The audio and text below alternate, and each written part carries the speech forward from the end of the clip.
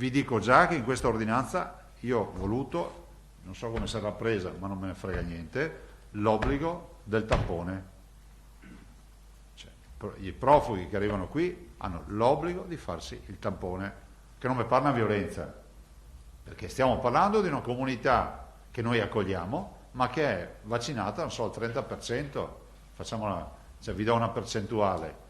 Cioè, quindi noi non ci possiamo permettere recrudescenze. Coordinare l'emergenza profughi con quella non ancora del tutto conclusa del Covid, questo è l'obiettivo della nuova ordinanza firmata dal presidente Zaia. Finora in Veneto sono giunti 2.500 profughi, ma se ne prevedono 40-50.000. L'incidenza dei positivi è del 2%, 43 soggetti. La prima accoglienza a seconda dei flussi sarà diffusa su tutto il territorio con 26 punti sanitari, spesso i Covid e Vax Point già in uso, vista la tipologia di arrivi, in prima fila pediatri e psicologi. Unità mobili saranno presenti nelle stazioni dei treni di Mestre, Padova e Verona. Ci sarà la sanità del Veneto sul binario, perché molti arrivano in treno. Oltre all'accoglienza si studiano anche nuove forme di inserimento lavorativo nei settori dove manca personale, come il turismo stagionale balneare. Creiamo un borsino della domanda e dell'offerta, per mettere in collegamento ovviamente le aziende che hanno bisogno di profili professionali con i profughi che si rendono disponibili. Ma la crisi ucraina ha anche altri risvolti. Aggiornato in mattinata per esempio il piano nucleare da parte dei presidenti delle regioni.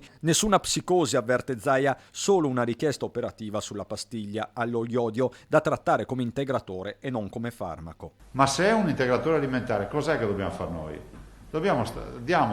Così la finiamo questo dibattito della pastiglia. Diamo a tutti i cittadini le 2 pastiglie che si terranno al comodino finché non marciranno, e vuol dire che il giorno, se mai un giorno dovesse servire per precauzione, si dà l'annuncio, prendete la pastiglia, fine, che non verrà mai quel giorno. L'altro tema ben più attuale e concreto, quello dei costi dell'energia. Qui Zaia chiede al governo di compiere 2 mosse. La prima, intervenire sulle accise del carburante subito. Secondo, rivedere le azioni del PNRR. Va rinegoziata la linea di investimento con l'Europa, e penso che l'Europa davanti a una tragedia come questa, pensate solo all'idea di poter salvare l'occupazione delle nostre imprese. Un aiuto all'economia potrebbe arrivare anche dalla fine delle restrizioni legate al Covid. Si deve passare dalla pandemia all'endemia, cambiando approccio, seppure mantenendo atteggiamenti prudenti. Chiedo massima attenzione ai cittadini.